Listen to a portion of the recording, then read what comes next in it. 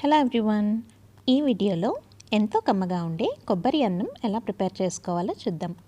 దేవి నవరాత్రుల్లో 3వ రోజు ప్రసాదంగా చేసే ఈ కొబ్బరి అన్నానికి ముందుగా 1 కప్పు బియ్యం తీసుకొని శుభ్రంగా 2-3 సార్లు వాష్ చేసుకోవాలి. 1 కప్పు బియ్యానికి 2 కప్పుల వాటర్ని యాడ్ చేసుకొని 1/2 స్పూన్ ఉప్పు, 1 స్పూన్ నెయ్యి కానీ నూనె కానీ వేసుకొని హై ఫ్లేమ్ మీద 3 విజిల్స్ వచ్చే వరకు ఉడికించుకోవాలి. ఈలోపు పచ్చి కొబ్బరిని ఇలా చిన్న ముక్కలుగా కట్ చేసుకొని మిక్సీ పట్టుకోవాలి. 1 కప్పు బియ్యానికి 1 కప్పు పచ్చి కొబ్బరి తురుము మనకి ఇక్కడ అవసరం అవుతుంది. ప్రెషర్ పోయాక చూస్తే మనకి అన్నం ఇక్కడ చక్కగా పొడి పొడిగా ఉడికిపోయింది.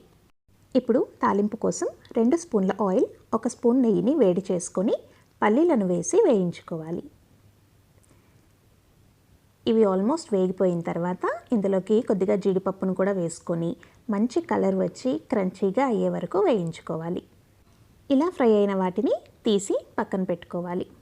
ఇప్పుడు అదే నూనెలో 1 స్పూన్ పచ్చిశనగపప్పు, 1 స్పూన్ మినప్పప్పు, 1/2 స్పూన్ జీలకర్ర, 1/2 స్పూన్ ఆవాలు వేసుకొని వేయించుకోవాలి.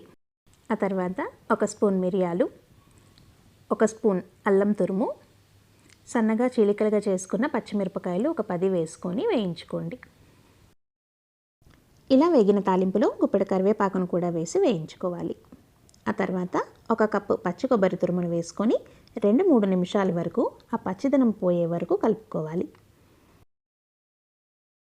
ఇప్పుడు ఇందులోకి మనం ముందుగా ఉడికించి పెట్టుకున్న అన్నాన్ని యాడ్ చేసుకొని అంతా కలిసేలాగా ఒకసారి చక్కగా మిక్స్ చేసుకోవాలి.